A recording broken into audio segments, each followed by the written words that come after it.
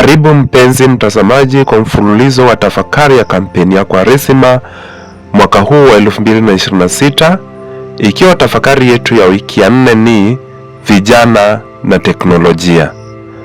Karibu kwa hadithi fupi kuhusu mada hii. Vilimani na jangwani la Bilicha paliishi kijana mtulivu Kameni. Alitambulikana kwa unyenyekevu wake na moyo wa kuchapa kazi. Kijijini hicho cha mbali ambapo Kameni aliishi, teknolojia ilikuwa ni hekaya tu za abunwasi. Msimu mmoja wa likizo za shule, Mjae alirudi kijijini. Yeye na Kameni walisoma pamoja, lakini akahamia jijini.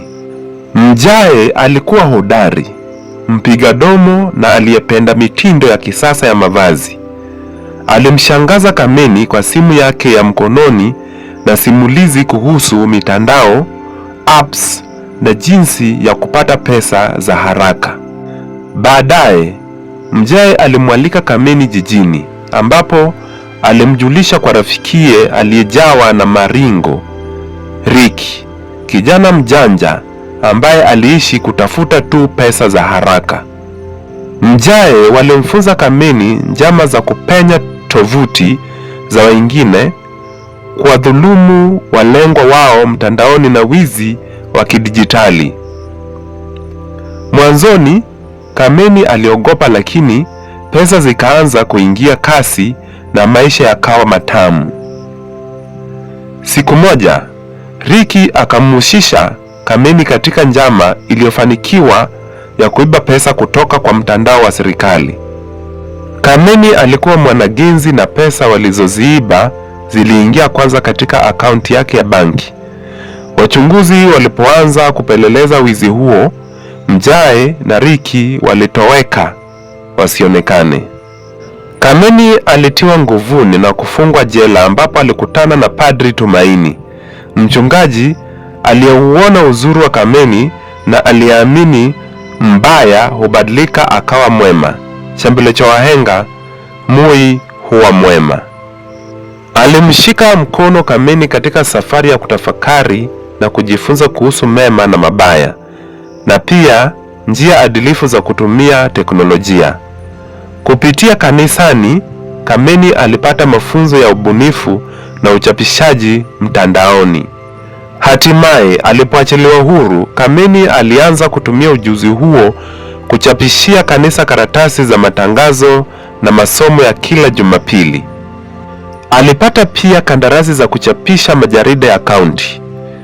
Alifanya kazi kwa bidii, akathamini uaminifu na kuwashauri vijana kuhusu maamuzi bora. Alithibitisha kuwa aliyepotoka anaweza tena kuipata njia ifaayo.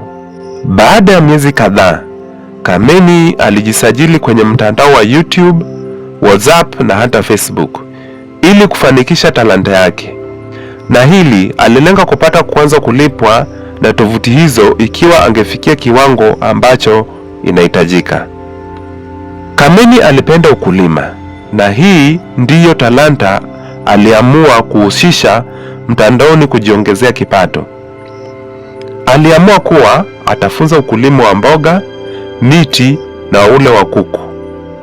Kwanza alifungua akaunti yake ya mtandao kwa jina la Kameni Farm TV, jina ambalo ungelipata kwa YouTube, Facebook na hata WhatsApp. Kameni alinunua rununu ya kisasa kwa kutumia sehemu yake ya akiba aliyokuwa nayo. Simu hii alitumia kuishikia video na kunakili picha na mafunzo aliyotayarisha kwa minajili ya kuwekwa mtandaoni. Kameni alitoa video za mafunzo ya kufuga kuku wa kienyeji, kuanzia kulinda vifaranga, kulea kuku wa kutaga mayai na wale wa nyama, pia uchuuzaji wa kuku na mayai. Alitoa pia video ya ukulima wa mboga wa kienyeji kwa kutumia mbolea ya kuku, na hata kufanikisha kupata soko kwa duka moja la kijumla jijini. Alipoanza kupanda miche ya miti na kutoa video zake na kuchukua fursa ile kuwasaidia wanakijiji wake kwa upanzi wa miti, ndipo nyota yake iling'aa. Video zake zilipata wafuasi kupindukia na kufikia duniani kote. Hapo ndipo YouTube ilianza kumlipa kila mwezi kwa mchango wa video zake.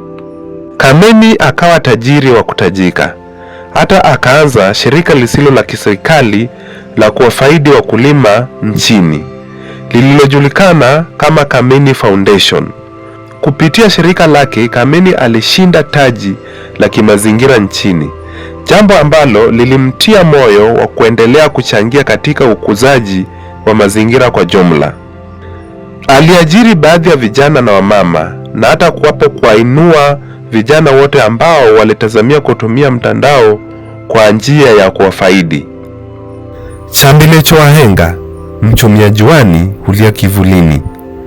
Kameni alikuwa na lengo na aliishi kuifata hadi siku alipofaulu, licha ya changamoto alizozipitia. Hadithi yangu imekwisha hapo.